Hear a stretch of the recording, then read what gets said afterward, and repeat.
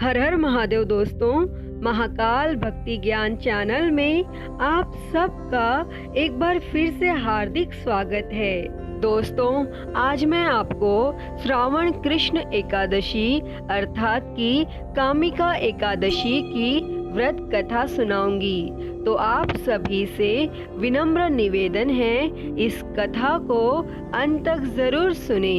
एक समय कुंती पुत्र धर्मराज युधिष्ठिर भगवान श्री कृष्ण से कहने लगे कि हे भगवान, आषाढ़ शुक्ल देवशयनी एकादशी तथा चातुर्मास्य महात्म्य मैंने भली प्रकार से सुना।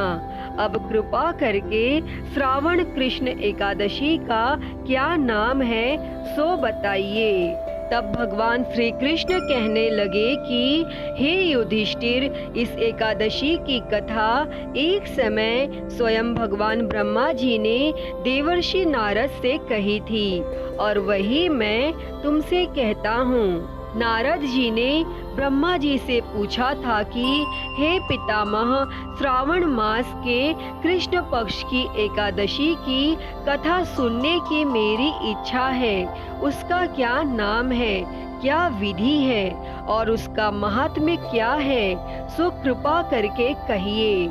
तब नारद जी के ये वचन सुनकर भगवान ब्रह्मा जी ने कहा, हे नारद, लोगों के हित के लिए तुमने बहुत सुंदर प्रश्न किया है। श्रावण मास की कृष्ण एकादशी का नाम कामिका है। उसके सुनने मात्र से वाजपेय यज्ञ का फल मिलता है। इस दिन शंख चक्र गदाधारी विष्णु भगवान का पूजन होता है और जिनके नाम श्रीधर, हरि, विष्णु, माधव और मधुसूदन है, उनकी पूजा करने से जो फल मिलता है सो सुनो। जो फल गंगा, काशी, नैमिषारण्य और पुष्कर स्नान से मिलता है, वह विष्णु भगवान के पूजन से मिलता है।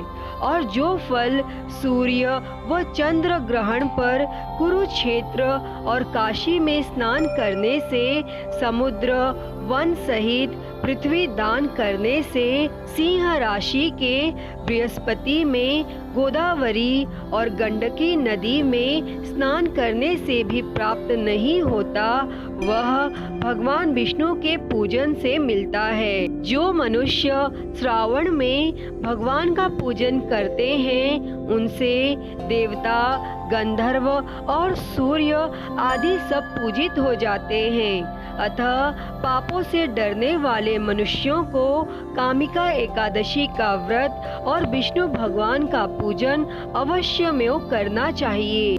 और पाप रूपी कीचड़ में फंसे हुए और संसार रूपी समुद्र में डूबे मनुष्यों के लिए इस एकादशी का व्रत और भगवान विष्णु का पूजन अत्यंत आवश्यक है। इससे बढ़कर पापों के नाशों का कोई उपाय नहीं है।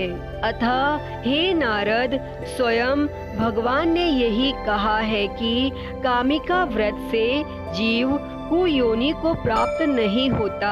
जो मनुष्य इस एकादशी के दिन भक्ति पूर्वक तुलसी दल भगवान विष्णु को अर्पण करते हैं, वे इस संसार के समस्त पापों से दूर रहते हैं। विष्णु भगवान रत्न, मोती, मणि तथा आभूषण आदि से इतने प्रसन्न नहीं होते जितने तुलसी दल से।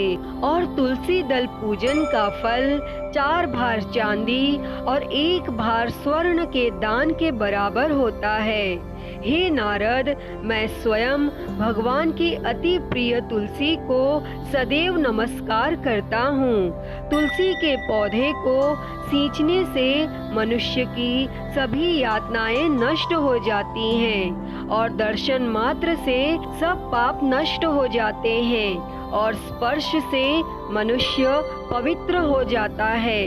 कामिका एकादशी की रात्रि को दीप दान तथा जागरण के फल का महात्म्य चित्रगुप्त भी नहीं कह सकते।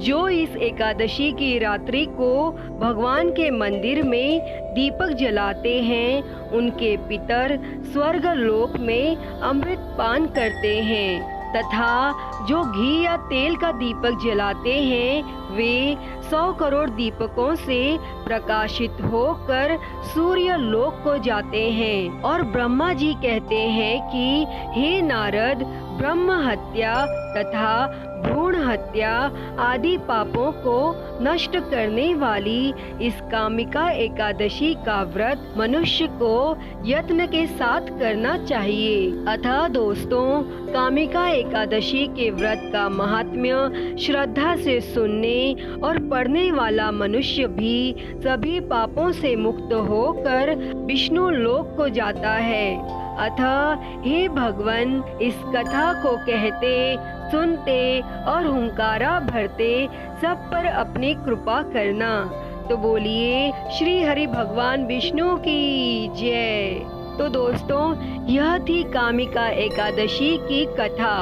यह कथा आपको पसंद आई हो तो इस वीडियो को लाइक करें, ज़्यादा से ज़्यादा शेयर करें और कमेंट में ओम नमो भगवते वासुदेवाय अवश्य लिखें। और अगर आप मेरे चैनल पर नए हैं तो मेरे चैनल को सब्सक्राइब कर नोटिफिकेशन बेल को ज़रूर ऑन कर लें। हर हर महादेव। धन्यवाद।